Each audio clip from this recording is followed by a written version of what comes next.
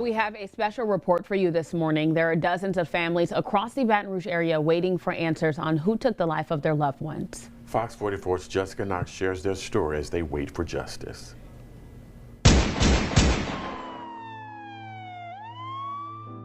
Last year, the number of homicides in the capital region was more than 130.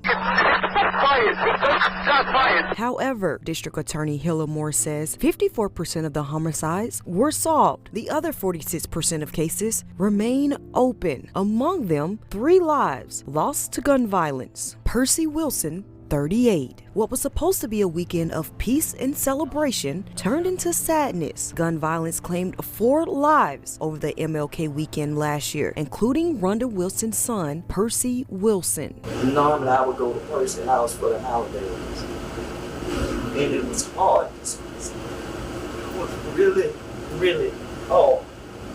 It wasn't the same. Wanda says Percy was found dead on I-10 going south in his car, leaving behind his 10-year-old daughter, Peyton. Man, you can't date till you're 30. That's not fair. It is fair. I hate the fact that Peyton has to grow up without her daddy. It's not fair. More than 1 year later, Wilson is still seeking closure. I've been calling the detectives every week, seeing if they heard anything. And I keep getting the same story. No, I haven't heard anything. Nobody has come forward. But she is not alone. Just a few months later, a mother and a grandmother were put in the same position. Devin Page Jr., 3. April 12th is a day that Kathy Tolliver will never forget. Her grandson, Devin Page Jr., was killed while sleeping when a stray bullet took his life at only 3 years old. I'm hurt. I'm very, I'm very in a place of disbelief that this even happened. According to his mother, Devin was known for making people smile. His grandmother, Kathy Tolliver, says she leans on her faith to get through the pain. If it hadn't been for God, it would be totally different. My reaction would be totally different.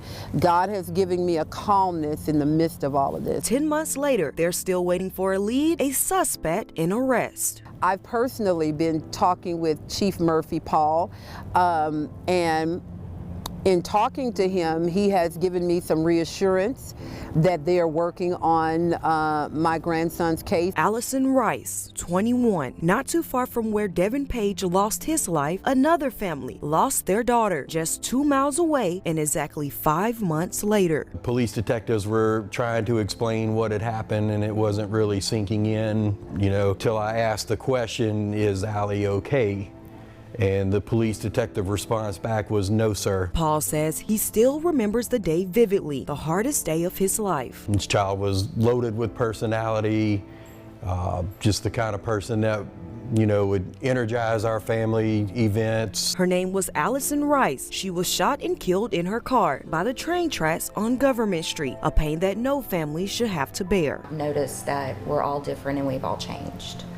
So there's like a light that went out in the house that won't come back on. All 3 still waiting for justice. They say they're using their pain to bring awareness to the crime in Baton Rouge. Our foundation that we're starting has actually made a donation to sponsor 2 cameras.